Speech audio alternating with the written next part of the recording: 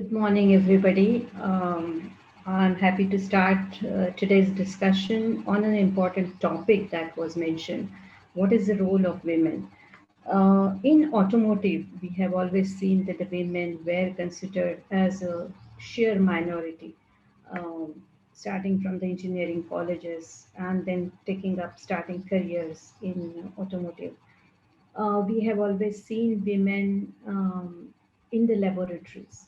Hardly any women going out on the field trials, on actually, um, uh, you know, hands-on, etc. With the changing scenario that we have, there's a lot of, so to say, soft work, which women are extremely good at. Simulation is the key for development these days.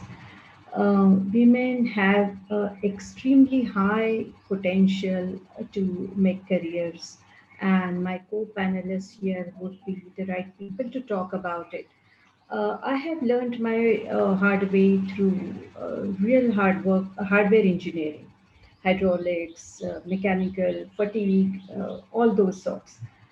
Even in those areas, I feel that women can greatly make a difference because the testing and validation also no more remains only in the fields. There are simulation tools available that enables the engineers and designers to put forth the product, the compress the introduction of products into manufacturing.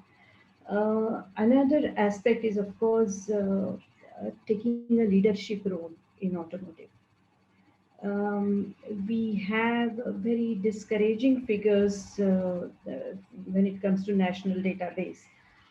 In the STEMS field, India is leading the world, in fact, in creating graduates, women graduates, that we are the top country to have large number of women graduates. However, we rank 19th in employing them. Very discouraging, and it is the automotive world which I'm looking forward to changing the scenario. We have huge potential there through SAE or through ARAI, whatever forum I have. I have seen that large participation of women should be encouraged.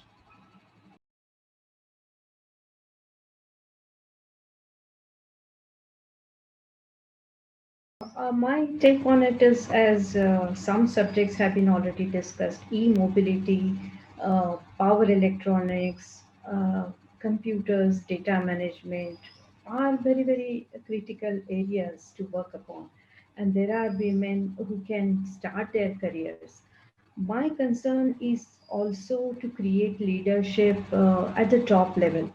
And we heard two views on it also earlier.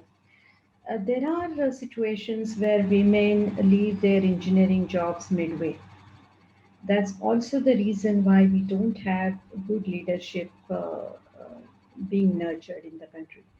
I think corporates have to have strong policies and organizational networks to nurture, women at workplace so that they build their strong careers, they rise to the top, they are able to be groomed as leaders. And we heard Sarita talk about leadership challenges. So, while of course various opportunities are open, we should be consistent in our organizational behaviors to nurture these.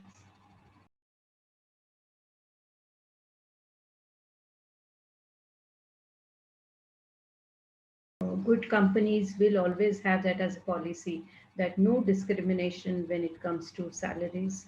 There are instances, of course, where women feel, and as Rajiv said, they are not good at negotiating their salaries. They feel a little bit discomfort when it comes to talking about salaries, pay rises, and even merit increments.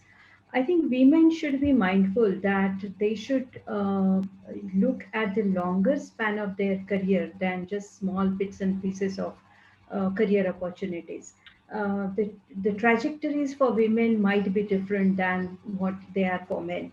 There are, of course, instances of career breaks. There are instances of pivoting, altogether changing the roles, etc. So women should be looking at the larger picture, and that's what they do, in fact. And that's the reason also. It's a natural and a biological phenomenon, very well established, that they will not negotiate when it comes to salaries. So management should not take the disadvantage of this behavioral differences, and they should be absolutely truthful and ensure that there is no discrimination.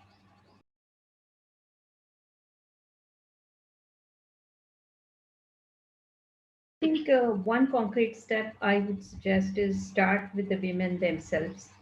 The way women empowerment these days is defined as, defining, challenging, and overcoming barriers. Every woman should be mindful of the barriers that are existing, that may come up in future. Visualize those and plan to overcome these barriers. That could be the starting point for every woman.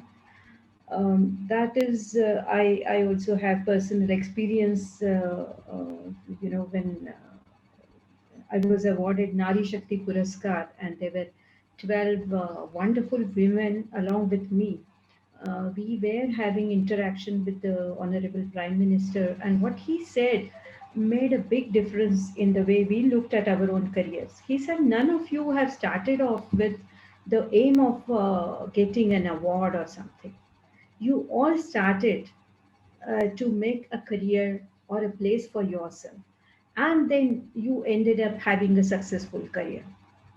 So be mindful of your strengths, be mindful of your challenges, and then overcome the challenges by building, enabling yourself, is what I feel is all about the essence of women empowerment. That's one thought I would like to leave.